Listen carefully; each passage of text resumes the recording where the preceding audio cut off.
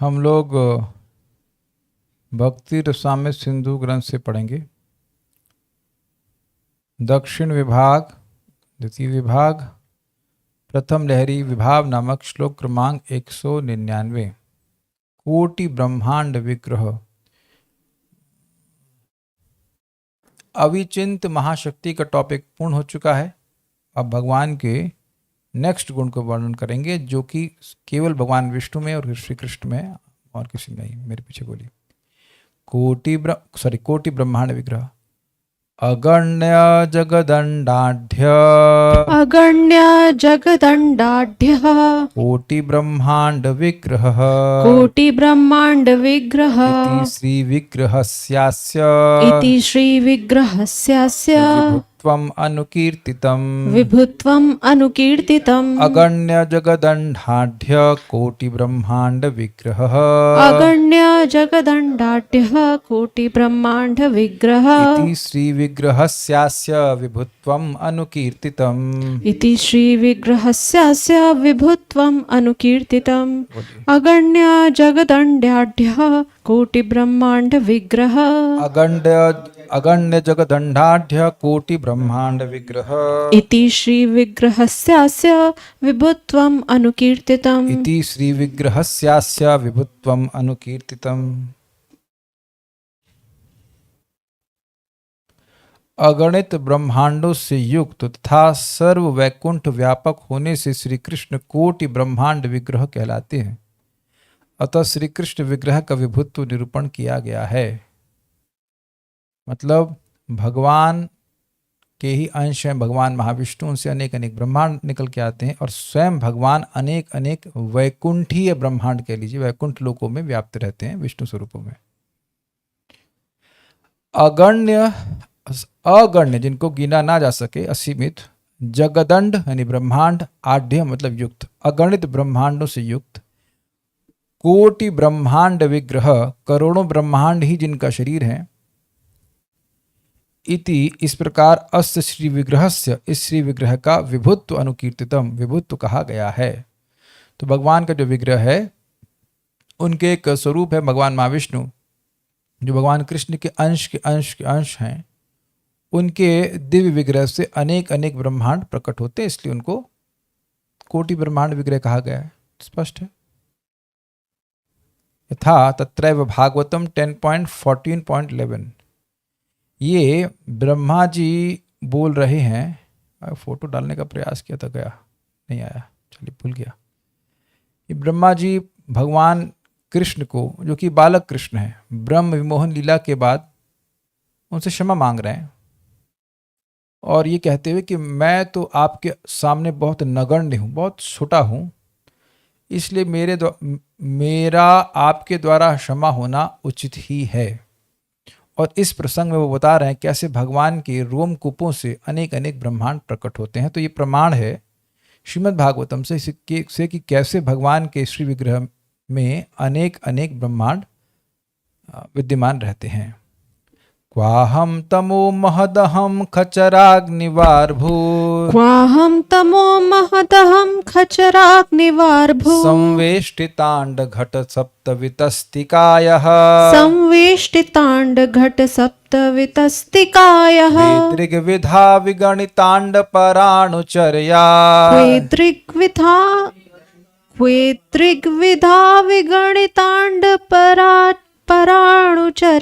वाताध्वरोम विवरस्य च ते महित्वम् क्वाहं तमो महदहं खचराग्निवार्भू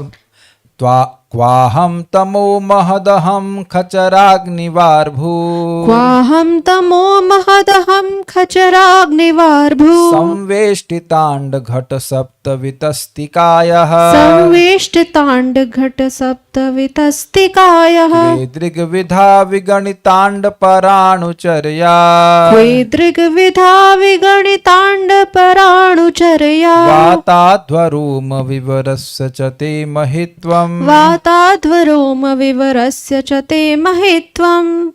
क्वाहं तमो महदहं खचराग्निवार्भू वाहं तमो महदहं खचराग्निर्वार्भू संवेष्टिताण्डघटसप्तवितस्तिकायः संवेष्टिताण्डघट सप्तवितस्तिकायः क्वे दृग्विधा विगणिताण्डपराणुचर्या द्विदृग्विधा विगणिताण्डपराणुचर्या वाताध्वरोमविवरस्य च ते महित्वम् वाताध्वरोमविवरस्य च ते महित्वम्।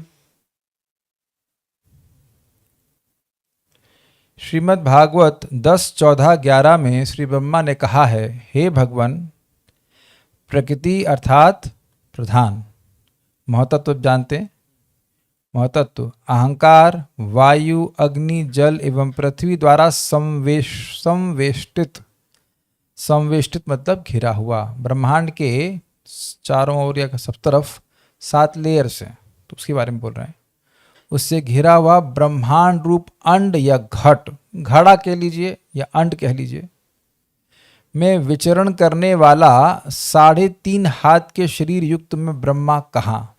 आप कहेंगे ब्रह्मा जी 3.5 हाथ के कैसे हुए? देखिए, ये हिसाब लगाया जा रहा था, टीका में बताया गया कि हर व्यक्ति के डिजाइन ऐसा है कि वो 3.5 हाथ का ही होता है उसके हाथ के हिसाब से, तो कोई बौना नहीं है। उसके हाथ के हिसाब से वो 3.5 फुट का होता है, 3.5 हाथ का होता है। तो आप देख लीजिएगा बाद में अपना हाथ को नाप करके देखिएगा आप 3.5 हाथ के हैं कि नहीं। That's very interesting. पेड़ों की बात नहीं हो रही, पेड़ के हाथ नहीं, पहले पेड़, तो पेड़ का हाथ बताइए। नहीं, आप बताइए पेड़ का हाथ। क्या कहते हैं, विरोध करने से पहले जरा विचार कीजिए कि आप किस पक्ष में बोल रहे हैं। पेड़ के बारे में जब जिस तरह के हम लोग जैसे लोग हैं उसकी बात कर रहे हैं, पेड़ का हाथ बताइए। अगर वो हाथ ढूंढ लेंगे तो उसका 3.5 पेड़ का हाथ कहाँ होता है? जो इस तरह से ह्यूमन फॉर्म में उनके बारे में बात हो रही है। हाँ, यानी कि ये कहाँ वाली बात थोड़ा समझिए। कोई व्यक्ति, कोई कीटाणु आपके रोमकूप से बाहर निकल रहा है। कीटाणु नहीं, समझ लीजिए कोई छोटा सा अंडा निकल रहा है, मान लीजिए, इमेजिन कीजिए आपके रोमकूप से बाहर निकल रहा है। अब उसके अंदर कोई जीव है, उसकी आपके बराबर क्या तुलना होगी? तुलना कर सकते हैं? क्योंकि ऐसे तो ब्रह्मा जी बड़े बड़े लगते हैं, बहुत बड़े लगते हैं। हम लोग भी तो बहुत बड़े लगते हैं अपने आप को, बहुत बहुत बुद्धिमान हैं, बहुत योग्य हैं इत्यादि। लेकिन बस इस तुलना से समझ लीजिए कि आपके शरीर से कोई कीड़ा निकल रहा है, वो क्या जानेगा आपको, क्या तुलना करेंगे आप? तो यही ब्रह्मा जी कह रहे हैं कि मैं तो कीड़े के बराबर भी नहीं हूं।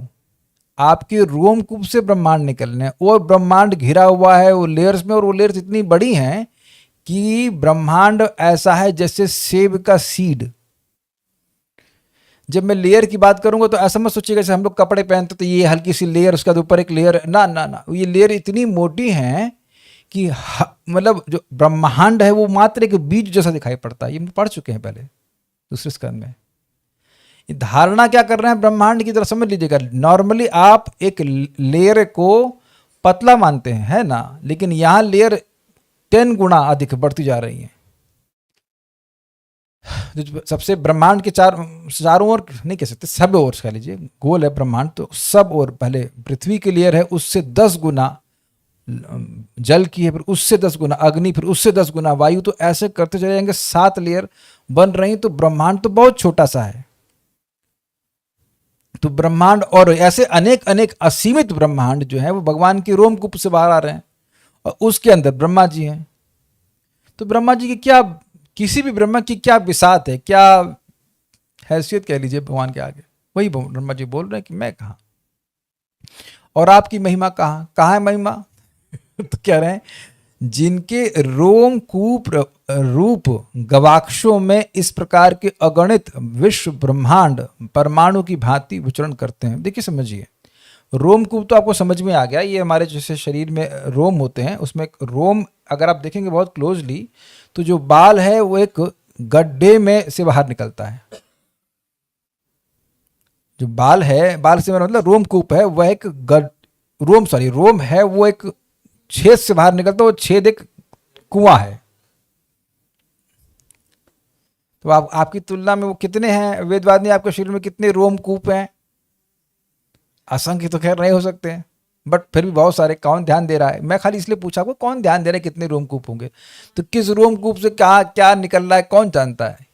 आज आपने कितना लीटर पसीना बहाया? Who cares? हमारे लिए असंख्य वेदांती कह रही, ठीक है, लेकिन असंख्य नहीं है, असंख्य नहीं है। अब गवाक्ष क्या मतलब हुआ? पहले समझ लीजिए, अनेक अनेक ब्रह्मांड सीड रूप में, बीज रूप में भगवान महाविष्णु के रोमकूपों से बाहर निकलते हैं। कैसे? जैसे आप लोगों ने देखा होगा, स्पेशली जाड़े में आप खिड़की खोलते हैं और थोड़ी रोशनी आती है, या कोई जालीदार खिड़की है, तो उससे जब रोशनी आती है तो उसमें अनेक अनेक पार्टिकल्स तैरते हुए दिखाई पड़ते हैं। उससे कहते हैं गवाक्षों से आने, गवाक्ष उसको कहते हैं, छेद होता से गवाक्ष कहते हैं। तो उससे अनेक अनेक परमाणु कह लीजिए, या मतलब उसी को पराणुचर्या कहा गया है उसी को, तो एटम्स कह लीजिए, या जो पार्टिकल्स हैं वो आते हैं। इस तरह से ब्रह्मांड जो है वो भगवान के रूप से आ रहे हैं। क्या तुलना सबको समझ में आ गई बात? इसलिए कह रहे हैं अगणित विश्व ब्रह्मांड परमाणु की भांति विचरण करते हैं। कोई अंदर जा रहा है, कोई बाहर जा रहा है, कोई नष्ट हो रहा है, कोई प्रकट हो रहा है, ऐसे करके। तो मतलब ब्रह्मांड की ही कोई क्या सकते हैं, सत्ता नहीं है, कोई विशेषता नहीं है भगवान के सामने। तो ब्रह्मा जी उसके अंदर रह रहे हैं, तो क्या हो रहा? आपके समीप में अत्यंत नगण्य हूं, अतः मेरा अपराध क्षमा करने योग्य है, यह कह रहे हैं। मतलब ये ब्रैकेट में श्लोक में नहीं लिखा गया, लेकिन इस लिंक बता रहे हैं इसमें, और वहां पढ़ लीजिएगा आप 10.14 में, हम लोग पढ़ेंगे आगे जाकर के। तो ब्रह्मा जी बात क्यों कह रहे हैं, श्लोक क्यों कह रहे हैं? क्षमा मांगते हो कि मैं तो बहुत छोटा हूं। और आपने सुना होगा भगवान को बोल लेंगे, क्षमा बड़ेन को चाहिए छोटीन के उत्पात।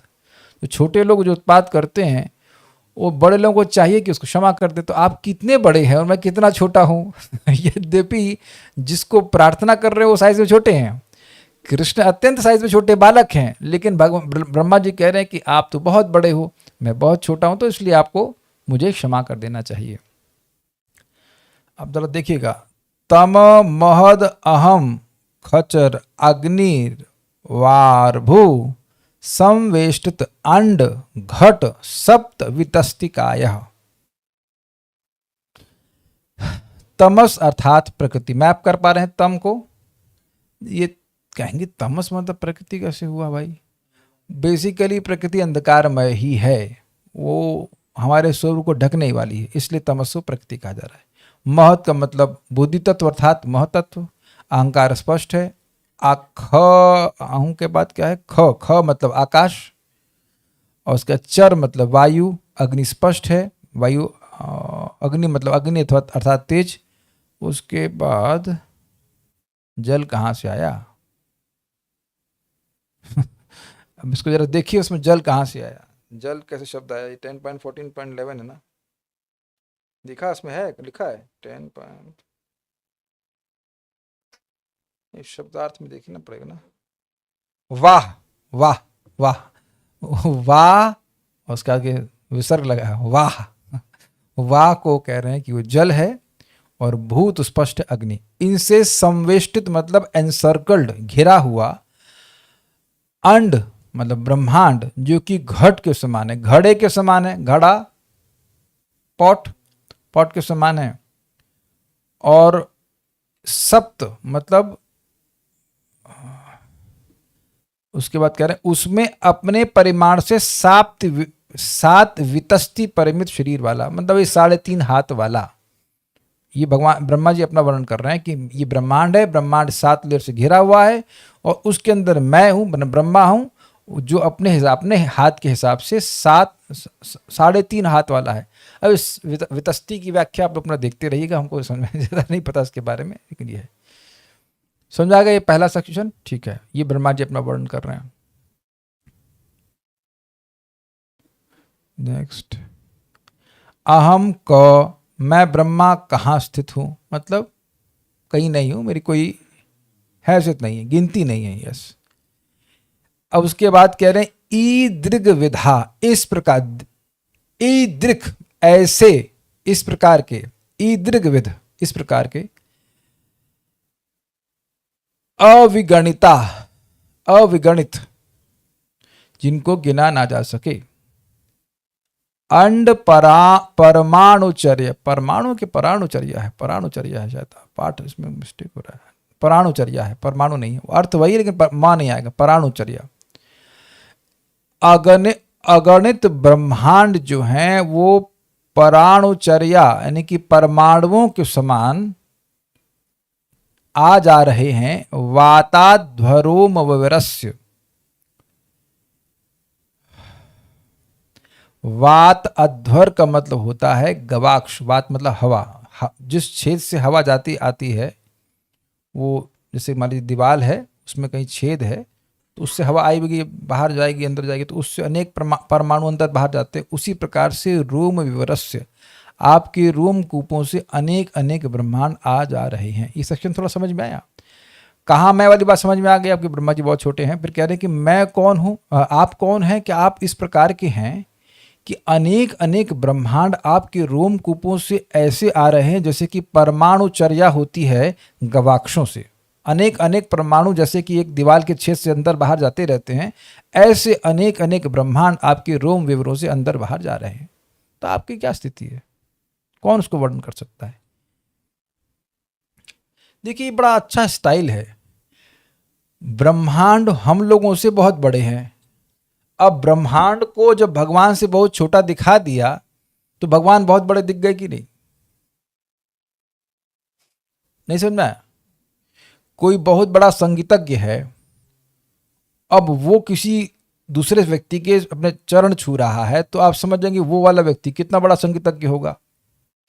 जिसको आप बड़ा मानते हो, जिसको आप बड़ा समझ पाते हो कि भाई ये चीज बड़ी है, तो उसको उसकी तुलना कर दी जाए जिसकी मानता दिखाने की उसकी तुलना में बहुत छोटी है, तो आपको वो वाले व्यक्ति का कुछ अंदाज लग जाएगा कि वो कितने महान है, कितने बड़े हैं। भगवान श्री कृष्ण कितने महान हैं और बड़े हैं ये समझ में नहीं आता है, लेकिन ये तो सबको समझ में आ रहा है कि ब्रह्मांड बहुत बड़ा है। आप लोग समझ पा रहे हैं इस बात को कि नहीं समझ पा रहे हैं? पृथ्वी बहुत बड़ी है, पृथ्वी पूरे ब्रह्मांड में क्या एक डॉट भी नहीं है, ये तो समझने में कठिनाई नहीं होगी। और ये ब्रह्मांड जो है वो भगवान के रोम विवर से आ रहा है, रोमकूप से आ रहा है। किस रूप में आ रहा है? परमाणुचर्या। जैसे मैं आप नाक से सांस छोड़िए, फिर लीजिए, छोड़ दीजिए। अब मैं कहूं कितने परमाणु आपने छोड़ दिए, यू डोंट नो। इस तरह से परमाणुचर्या को कहा जा रहा है। यद्यपि उदाहरण दूसरा दिया जा रहा है। परमाणुचर्या मतलब परमाणु का विचरण, यानी कि जो छेद है दीवार में या खिड़की में उससे कितने परमाणु आ रहे हैं, ये देखे हैं कि नहीं देखे हैं आप लोग? जब तक देखे नहीं होंगे समझ में नहीं आया। कि सबने देखा है? रोशनदान की एग्जाम्पल ले लीजिए, रोशनदान सबने देखा है कि नहीं? तो रोशनदान से जब रोशनी आती तो कितने इसमें किरणें, इस किरणों के संग अनेक अनेक पार्टिकल्स आते हैं। उसी को पराणुचर्या कहा जाएगा। वो आ रहे हैं, कुछ ऊपर जा रहे हैं, कुछ नीचे जा रहे हैं, ऐसे करके हो रहा है। इस दृष्टांत सबको समझ में आ रहा है ना? हाँ जी। तो अब ऐसे भगवान अगर हैं अगर नहीं हैं तो उनकी तुलना में ब्रह्मा जी कहाँ हैं? कुछ नहीं है। ते आपकी हे भगवान महित्वम अर्थात महिमा क मतलब कहाँ है, अर्थात दोनों में महान अंतर है, अतः मैं नगण्य हूँ और क्षमा करने योग्य हूँ। समझ में आ गया श्लोक? तो ये सब क्यों बोला जा रहा है श्लोक? ताकि ये प्रमाण दिया जाए कि भगवान का ऐसा विग्रह है जिससे करोड़ों करोड़ों ब्रह्मांड बाहर आते हैं। लेकिन ये ध्यान देना होगा कि प्रश्न कर देगा कि भाई कृष्ण के शरीर से तो नहीं आते हैं। देखिए श्री कृष्ण के विस्तार हैं बलराम जी के विस्तार हैं प्रथम चतुर्व्यूह, संकर्षण, अनिरुद्ध, प्रद्युम्न और वासुदेव।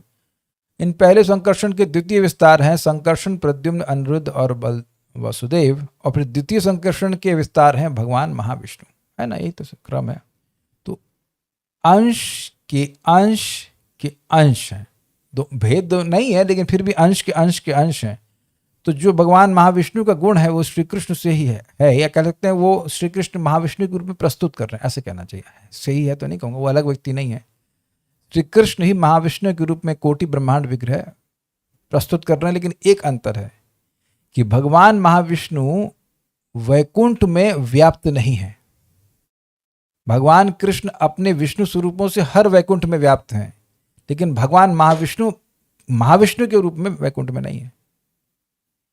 वो अपने लोक में है, वो ठीक है, महाविष्णुपुर है, उसमें उसमें रह रहे हैं, महाकाल लोक या कुछ ऐसा है, महाविष्णु लोक तो है, तो उसमें रह रहे हैं, ठीक है, लेकिन वो हर विष्णु गोलोक वृंदावन में नहीं रह रहे हैं, वो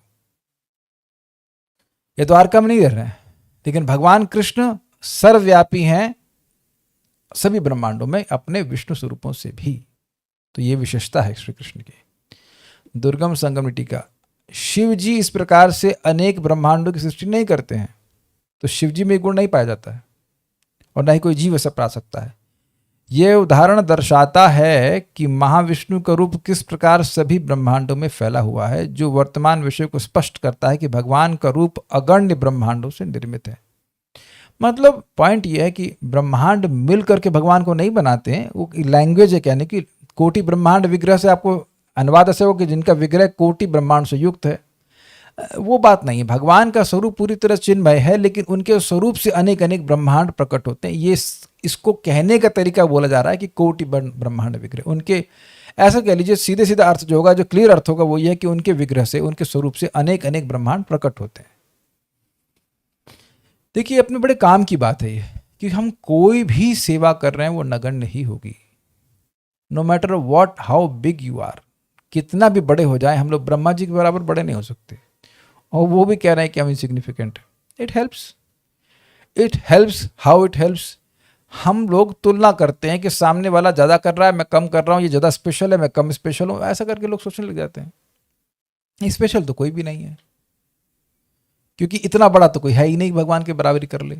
जब ब्रह्मा जी नहीं तो फिर और क्या कह सकते हैं। लेकिन हर व्यक्ति की सेवा सिग्निफिकेंट है, क्योंकि भगवान उस छोटी सी सेवा से भी प्रसन्न होते हैं। सेवाम मनागपि तथा बहुधा पिपेति। भगवान का गुण है कि थोड़ी सी भी सेवा भक्त करता है तो उसको बहुत मानते हैं। ये बात थोड़ा ध्यान देने वाली होगी। और डिप्रेस होने की बात नहीं, कौन कितना कर रहा है। प्रभात बड़ा सुंदर समझाते हैं कि हम इतने छोटे हैं कि भगवान ये नहीं देखते कि हम कौन सी सेवा कर रहे हैं, वो खुश हो जाते हैं कि सेवा में लगा हुआ है। एक भक्त पूछ रहे थे कि माता जी हैं, वो नौकरी करती हैं, तो कहते हैं हम कथा सुनते हैं, जप करते हैं, भगवान को भोग लगा के प्रसाद पाते, पढ़ नहीं पाते हैं, समय नहीं मिलता है तो पढ़ नहीं पाते, तो भगवान गुस्सा हो जाएंगे। हमने कहा अरे हाँ भैया, चक्र इनको पूछ रही थी वेद बांधी। हमने कहा हाँ बोल, तो चक्र छोड़ देंगे कि तुम पढ़ नहीं पा रहे। अरे भाई, जितना समय मिल रहा है, जितनी भक्ति कर पा रहे, उससे भगवान प्रसन्न है। अब आगे और व्यवस्था करेंगे तो और भक्ति कीजिएगा। लेकिन ऐसा थोड़ी ना है कि कोई और अधिक कर रहा है तो भगवान आपसे रुष्ट हो जाएंगे, भाई वो तो उतना जब कर रहा है तू तो करता ही नहीं है, जितना हमारा सामर्थ्य तो हम कर पा रहे हैं। और जो ज्यादा कर रहा है उसको अहंकार नहीं होना चाहिए कि हम बहुत कर रहे हैं। कोई बहुत कुछ नहीं कर रहा है। बट सिंपल शब्दों में, no service is too big and no service is too small. समझ गया सब लोग? बुद्धिमान है, ठीक है। किंतु इससे यह निष्कर्ष निकालना चाहिए कि कृष्ण जो महाविष्णु के स्रोत हैं, इसलिए और भी महान है क्योंकि वे स्वयं को संपूर्ण वैकुंठ जगत में व्याप्त करते हैं। ठीक है, भगवान महाविष्णु के रूप में तो अपने को इस जगत में, भौतिक जगत में विस्तारित करते हैं, वैकुंठ जगत में नहीं। लेकिन श्री कृष्ण अपने को वैकुंठ जगत में भी विस्तारित करते हैं, इसलिए श्री कृष्ण की विशेषता है। इन सभी ब्रह्मांडों और वैकुंठ से श्री कृष्ण की पृथकता अद्भुत है। मतलब इसमें व्याप्त होते हुए भी वे उससे पृथक रहते हैं। भगवद गीता में कहा गया, मेरे पीछे बोलिए, मया ततमिदं सर्वं जगदव्यक्तमूर्तिना, मया ततमिदं सर्वं जगदव्यक्तमूर्तिना, मत्स्थानि सर्वभूतानि न चाहं तेषु अवस्थितः। मत्स्थानि सर्वभूतानि न चाहं तेष्वस्थितः। मेरे द्वारा मेरे अव्यक्त रूप में यह संपूर्ण ब्रह्मांड व्याप्त है। मतलब भगवान की शक्ति पे वो टिका हुआ है। सभी प्राणी मुझ में है किंतु मैं उनमें नहीं हूँ। भगवद गीता 9.4। मतलब भगवान सभी प्राणी भगवान पर आश्रित हैं, यानी उनमें हैं, लेकिन मैं उनमें नहीं हूं। मतलब मैं उन पर आश्रित नहीं हूं और आसक्त भी नहीं हूं। Krishna is not dependent on us. हम पर भगवान निर्भर नहीं है और न ही भगवान आसक्त हैं, ये बात है। अब वर्तमान श्लोक की व्याख्या की जाएगी। तमस का अर्थ है प्रकृति, मतलब प्रधान अर्थात गुणों की साम्यावस्था। महत मतलब महतत्व है। अहम मतलब अहंकार है। खम आकाश तत्व है। चरह वायु तत्व है। और वा जो है वो जल तत्व है। भू मतलब पृथ्वी तत्व है। ये तो सब स्पष्ट है। यह संपूर्ण ब्रह्मांड अन्यत्र एक भिखारी के कटोरे के समान माना गया है। यह क्यों? Now that's interesting. ब्रह्मांड ऐसे गोल है तो कटोरा क्यों कह रहे हैं?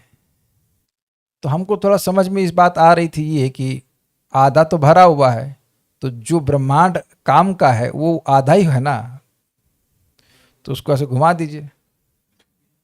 समझ में आया कि नहीं आया?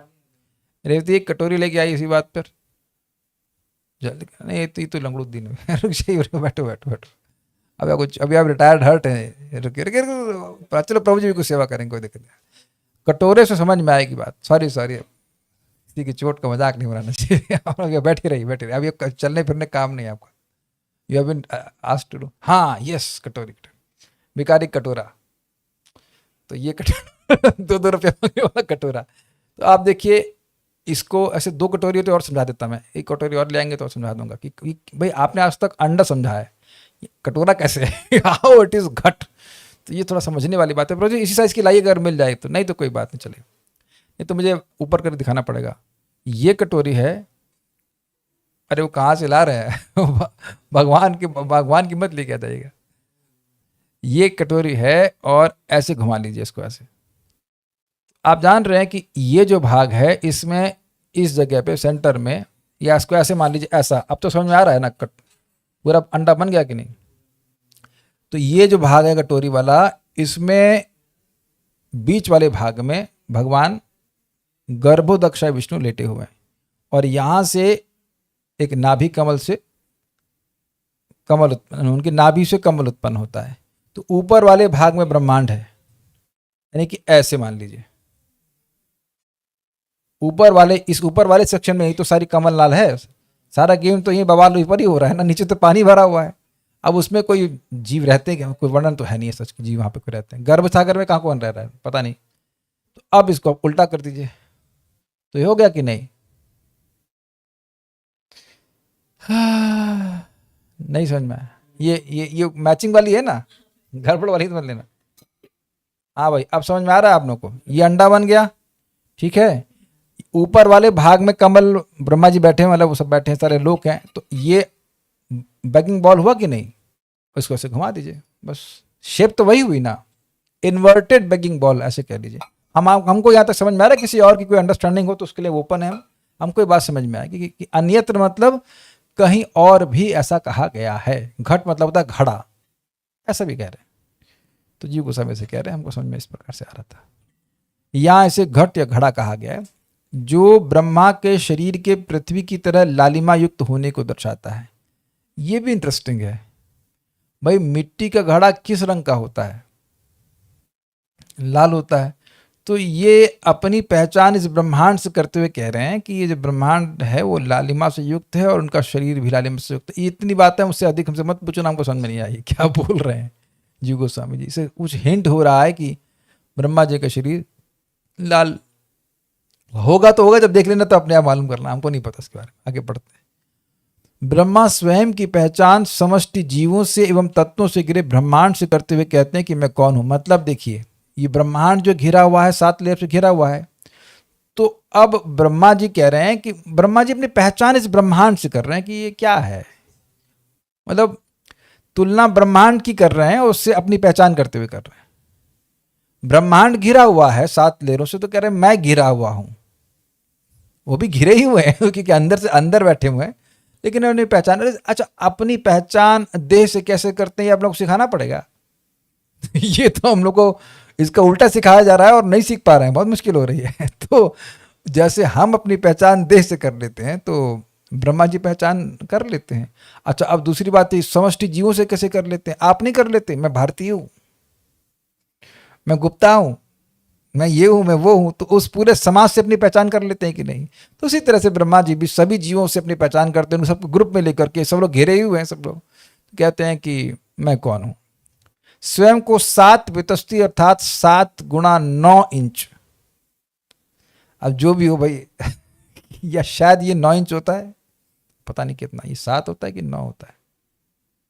ये यहां से लेकर यहां तक 7 होता है। वितस्ती का मतलब 9 इंच होना चाहिए। लाओ मीटर लाओ, और ऊपर रखा है। आप बड़ी कठिनाई हो जाएगी आपको उठने में। आज बहुत उसमें नपाई तुलाई हो रही है कि क्या है। ये ऊपर ही रखा है। Let me see if it is really 9 inch. लेकिन इस सबका 9 इंच कैसे हो सकता है? 1 स्पैन, आपने काफी क्लियर कर दिया कि वन स्पैन वन स्पैन से, और पकड़िए इसको। हाँ भाई 9 इंच होता है, वेरी गुड। हाँ सबका, आपका छोटा, आपका भी होगा, मेरा होगा तो उपलक्षण से आप लोग का भी होगा। तो ये पॉइंट है, देखिए यहां से लेकर यहां तक, अंगूठे से लेकर छोटी उंगली तक अगर फैला दिया जाए, ये जो पॉइंट है इसको 9 इंच कहेंगे। अब आप बाद में नापना अपना शरीर को, तो इसको वितस्ती कहा जाएगा और उसको गुणा 7 कर लेंगे। तो ब्रह्मा जी के भी ऐसे हाथ होगा, जैसे नाप लिए होंगे, 2 3 4 होगा, 7 हो गया, ठीक है कि 7 होता होगा। तो 7 के हिसाब से यहाँ पे वर्णन किया जा रहा है। स्वयं को 7 वितस्ती के रूप वाले चतुर्मुख ब्रह्मा के रूप में पहचानते हुए कहते हैं कि मैं कौन हूँ, मतलब मैं कोई नहीं हूँ। और ऐसे महान गुणों यानी इदृक विद, मतलब ऐसे महान गुणों वाले आपके रूप की महानता क्या है, मतलब उसकी कोई वर्णन नहीं कर सकते। एक अंदाज दे रहे, जैसे परमाणु एक खिड़की की जाली, वाताध्व मतलब गवाक्ष, छेद में अंदर बाहर गतिशील होते हैं, पराणुचर्या मतलब चलायमान होते हैं परमाणु।